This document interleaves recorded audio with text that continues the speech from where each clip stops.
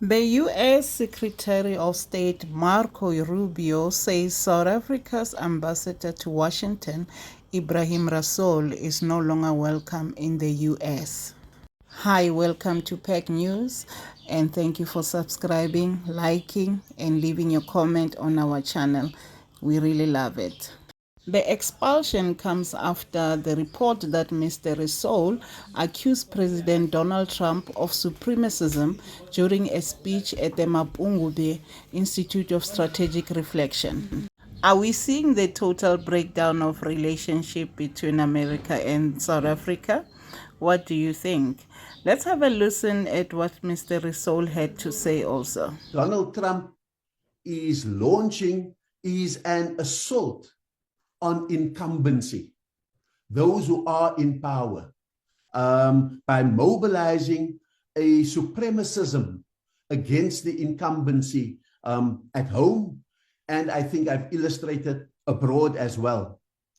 So in terms of that, the supremacist assault on incumbency, we see it in the domestic politics of the USA, the MAGA movement, the Make America Great Again movement, as a response, not simply to a supremacist instinct, but to very clear data that shows great demographic shifts in the USA, in which the voting electorate in the USA is projected to become 48% white, and that the possibility of a majority of minorities is looming on the horizon.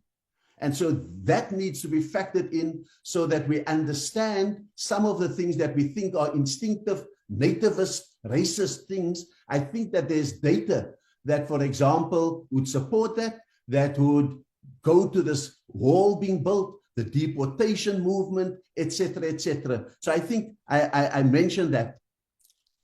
I think that there is also an export of the revolution.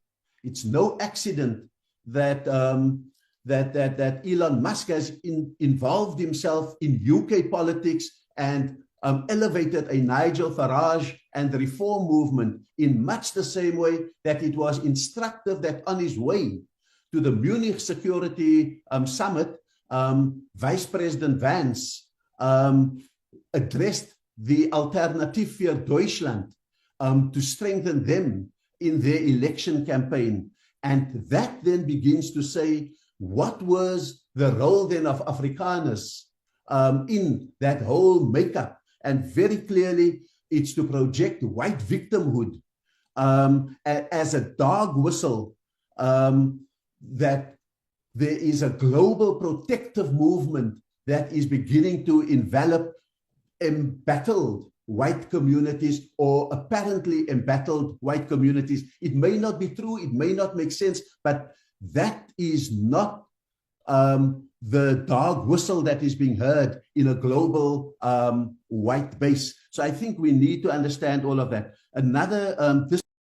Mr. Rasool had certainly a lot to say. Let's also have a listen to what the government, South African government, had to say on the matter.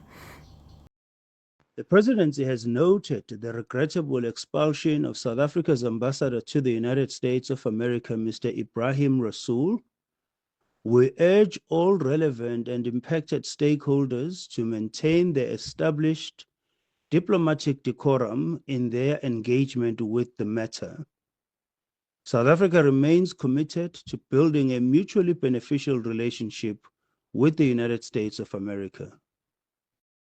South Africa is certainly advocating that the relationship between the two countries can still be mended, irrespective of the fact that we have certainly seen the American government withdrawing funds also for HIV AIDS-related programs. We certainly hope that we do not see the total breakdown of relationship between the two countries. What is your opinion or your take on the matter? Please do leave us a comment on the video below. And thank you so much for subscribing, liking, and leaving us a comment.